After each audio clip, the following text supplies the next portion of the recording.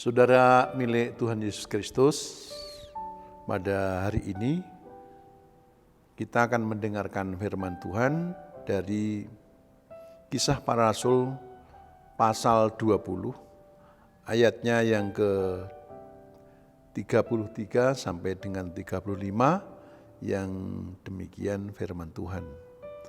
Perak atau emas atau pakaian tidak pernah aku ingini dari siapapun juga. Kamu sendiri tahu bahwa dengan tanganku sendiri aku telah bekerja untuk memenuhi keperluanku dan keperluan kawan-kawan seperjalananku.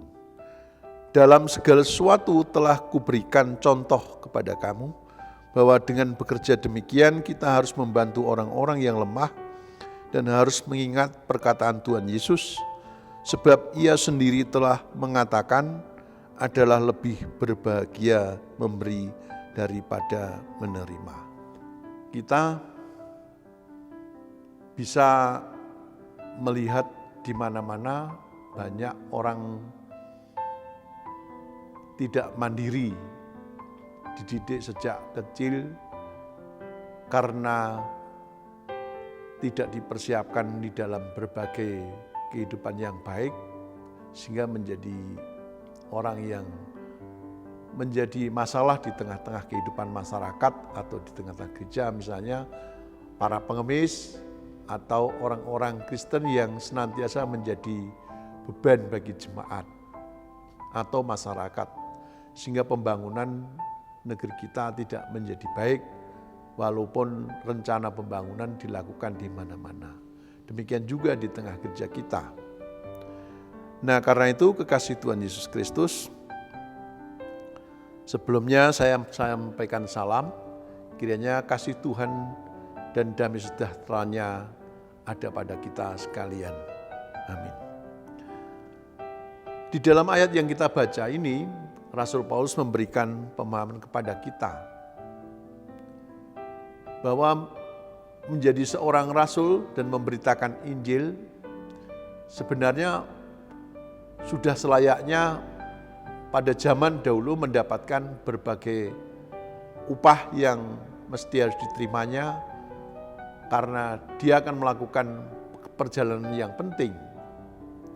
Misalnya dari Yerusalem sampai ke Roma, sampai ke Eropa, dia Rasul Paulus menjalankan pekerjaannya. Karena ucapan syukur yang ada di dalam jiwa dan batin itu, dia tidak menggunakan kesempatan upahnya atau gajinya itu. Tetapi Rasul Paulus dengan kesadarannya sendiri, dia melakukan pekerjaan tangan bersama dengan Barnabas dan kawan-kawan di dalam pembiayaan pekerjaan pelayanan. Nah, itu hal yang sangat luar biasa. Mengapa? Karena dengan demikian ia menjadikan pekerjaan pelayanan itu tidak terhambat oleh karena hal-hal yang menyangkut soal sarana kehidupan, misalnya juga uang atau buku atau pakaian atau dan lain sebagainya. Padahal hal-hal seperti itu penting bagi kehidupan gereja pada zaman dulu maupun sekarang. Tapi Rasul Paulus tidak menggunakannya. Nah, karena itu di dalam ayat yang kita baca itu dia mengatakan, perak atau emas atau pakaian tidak pernah aku ingin dari siapapun juga. Jadi di dalam pekerjaan pelayanannya dia mengandalkan pada pertolongan Tuhan, juga pada karyanya sendiri. Karena dengan demikian tidak akan menjadi beban bagi siapapun di dalam pelayanannya. Dan dia tidak tergantung pada orang lain. Dia mau kemana saja, dia bisa melakukannya dengan bebas demi pekerjaan pelayanan itu dengan baik.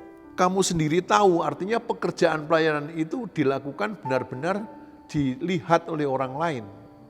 Bukan hanya sebagai teori saja, tapi dia memang benar-benar bahwa dalam bekerja itu bisa dilihat oleh orang-orang di sekitarnya.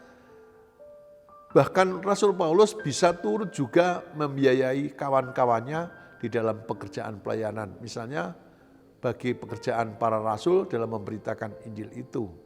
Di dalam menanggapi hal ini, sarana dan prasarana dalam pelayanan, Rasul Paulus menegaskan di dalam ayat yang ke-35, dalam segala sesuatu telah kuberikan contoh kepada kamu bahwa dengan bekerja demikian kita harus membantu orang-orang yang lemah.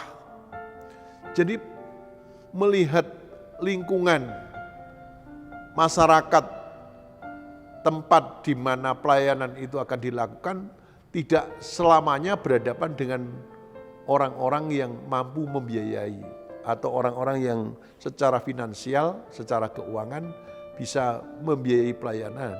Tapi kemungkinan akan berhadapan dengan orang-orang yang kekurangan. Karena itu Rasul Paulus memberikan pemahaman bagaimana orang-orang yang mengalami kekurangan itu supaya bisa dilayani dengan baik. Rasul Paulus bahkan menjual tenda misalnya. Atau Lydia itu misalnya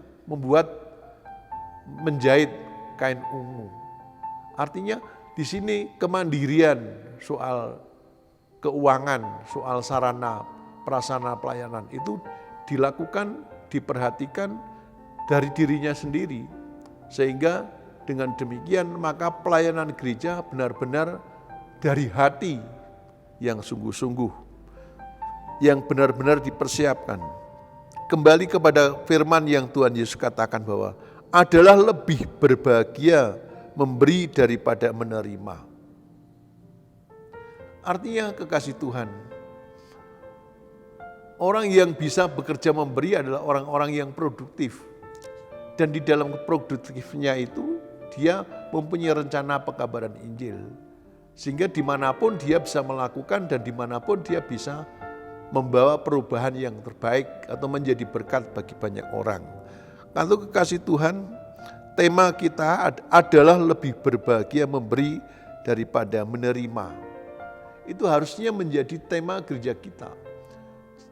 Setiap anggota jemaat mestinya harus berpikir secara mandiri dalam ekonomi, mandiri di dalam pemahaman Alkitab, di dalam berbagai pengetahuan, sehingga bisa dipadukan untuk membangun visi misi gereja ke depan. Sehingga gereja yang kita layani bukan mandek atau bukan hanya bersisar sekitar kita, tapi bisa mengembangkan ke dalam pelayanan yang lebih jauh, yang lebih maju dan menjangkau banyak orang yang belum mengenal Kristus. Kiranya kekasih Tuhan, firman Tuhan ini menggugah kita bagi setiap orang Kristen bisa membangun ekonominya, membangun pengetahuannya, dan bisa bersama-sama mengembangkan gereja kita ini bagi kemuliaan nama Tuhan.